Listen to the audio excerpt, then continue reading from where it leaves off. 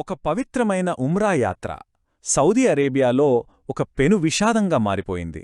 భక్తితో మొదలైన ఆ ప్రయాణం ఒక ఘోరమైన బస్సు ప్రమాదంతో ఎలా ముగిసింది, దాని వెనుకున్న అసలు నిజాలేంటో ఈరోజు వివరంగా చూద్దాం.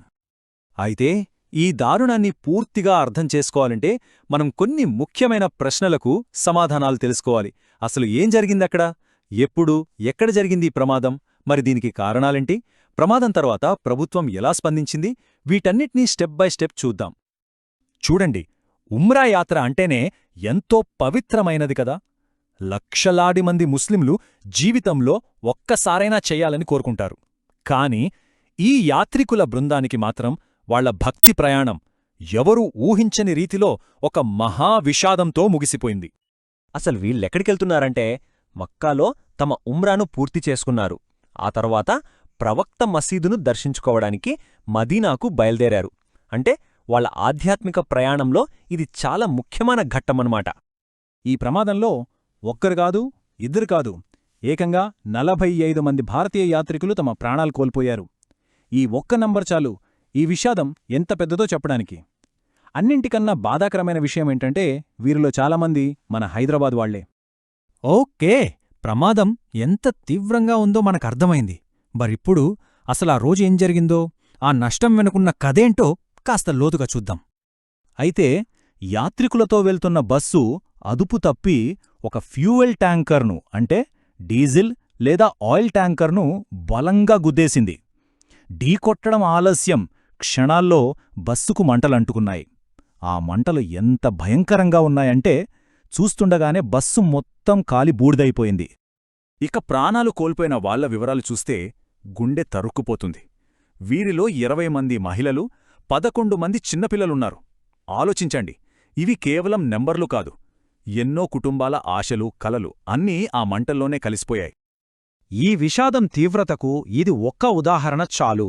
మన హైదరాబాద్కి చెందిన ఒకే కుటుంబంలో 3 తరాలకు చెందిన 18 మంది ఒకేసారి ఈ ప్రమాదంలో చనిపోయారు.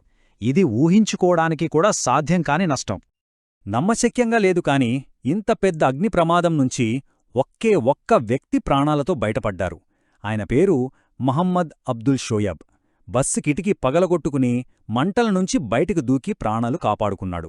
ప్రస్తుతం ఆయన ఐసీయూలో ట్రీట్మెంట్ తీసుకుంటున్నారు. ఓకే, ఇంతటి ఘోర ప్రమాదం అసలు ఎక్కడ జరిగింది, ఎప్పుడు జరిగింది, ఆ వివరాలు కూడా ఇప్పుడు క్లియర్గా చూద్దాం. ఈ యాక్సిడెంట్ జరిగింది సౌదీ అరేబియాలో, మదీనా నగరానికి దాదాపు 160 కిలోమీటర్ల దూరంలో ఉన్న ముఫ్రిహత్ అనే ఏరియాలో. తేదీ నవంబర్ 17 సోమవారం. సమయం మన ఇండియన్ టైం ప్రకారం తెల్లవారుజామున సుమారు 1:30 గంటలకు. అంటే యాత్రికులంతా గాఢ నిద్రలో ఉన్నప్పుడు ఈ ఘోరం జరిగిందన్నమాట. సరే, ఎక్కడా ఎప్పుడు జరిగిందో మనకు తెలిసింది. కాని అసలు ప్రశ్న, ఇది ఎలా జరిగింది, అంతకన్నా ముఖ్యంగా ఎందుకు జరిగింది, ఆ పరిస్థితులేంటో ఒక్కసారి పరిశీలిద్దాం.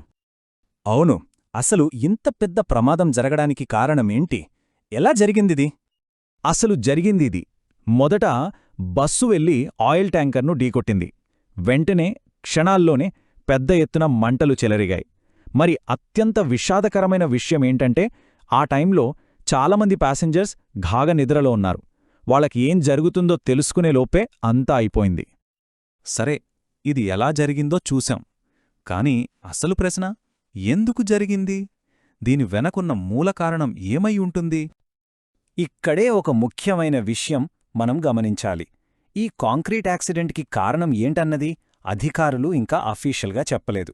ఇన్వెస్టిగేషన్ జరుగుతోంది. కానీ సౌదీ అరేబియాలో రోడ్డు భద్రత పరిస్థితిని మనం పక్కన పెట్టలేం.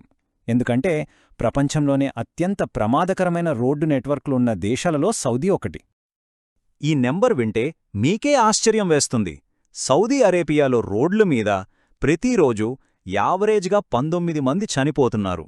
ఈ ఒక్క లెక్క చాలు అక్కడ పరిస్థితి ఎలా ఉందో అర్థం చేసుకోవడానికి. ఓవర్ స్పీడ్, ర్యాష్ డ్రైవింగ్ అక్కడ చాలా కామన్ అంటారు. అవే తరచుగా ఇలాంటి విషాదాలకు కారణమవుతున్నాయి. సరే, ఇంత పెద్ద ప్రమాదం జరిగాక భారత ప్రభుత్వం, సౌదీ అధికారులు ఈ సంక్షోభాన్ని ఎదుర్కోవడానికి, బాధితుల కుటుంబాలకు అండగా నిలవడానికి ఏం చర్యలు తీసుకున్నారు? ఇప్పుడది చూద్దాం. ఇలాంటి కష్టకాలంలో బాధిత కుటుంబాలకు సపోర్ట్గా నిలవడానికి 2 దేశాల ప్రభుత్వాలు కలిసి పనిచేశాయి. సౌదీలోని మన ఇండియన్ ఎంబసీ అక్కడ అధికారులతో నిరంతరం మాట్లాడుతోంది. సమాచారం కోసం ఇండియాలో, జెడ్డాలో స్పెషల్ హెల్ప్లైన్స్ కూడా సెటప్ చేశారు. ఇక తెలంగాణ ప్రభుత్వమైతే మృతుల కుటుంబాలకు 5 లక్షల రూపాయల నష్టపరిహారం ప్రకటించింది. అంతేకాదు, ఫ్యామిలీ మెంబర్స్ని సౌదీకి పంపించడానికి కూడా ఏర్పాట్లు చేస్తోంది. ఈ ఒక్క మాట చాలు అక్కడ పరిస్థితి ఎంత దారుణంగా ఉందో అర్థం చేసుకోవడానికి. ఒక అధికారి అన్నారట, మృతదేహాలు లేబుల్స్ లేని ప్యాకేజీల్లా ఉన్నాయని. అంటే ఎంతగా కాలిపోయాయో ఊహించుకోండి. వాళ్లను గుర్తించడం కూడా అధికారులకు ఒక పెద్ద సవాలుగా మారింది. అందుకే కేవలం చూసి ఎవరి మృతదేహం ఏదో గుర్తించడం అసాధ్యంగా మారింది. అందుకే ఇప్పుడు ప్రతి ఒక్కరినీ అధికారికంగా ఐడెంటిఫై చేయడానికి DNA టెస్టులు చేయాల్సొస్తోంది. ఇది చాలా టైం తీసుకునే ప్రాసెస్, కుటుంబాలకు మరింత వేదన కలిగించే విషయం. చివరగా ఈ విషయాన్ని ఒక ఆలోచింపజేసే ప్రశ్నతో ముగిద్దాం. ఒక ప్రమాదం ఒక మనిషి గుర్తింపునే చెరిపేసినప్పుడు వాళ్ల కుటుంబ సభ్యులు ఎలా ఓదార్పు పొందుతారు? వాళ్లకు మానసిక శాంతి ఎలా లభిస్తుంది? ఇది బాధితుల కుటుంబాలు రాబోయే రోజుల్లో ఎదుర్కోబోయే సుదీర్ఘమైన, బాధాకరమైన ప్రయాణాన్ని మన కళ్ల ముందుంచుతుంది.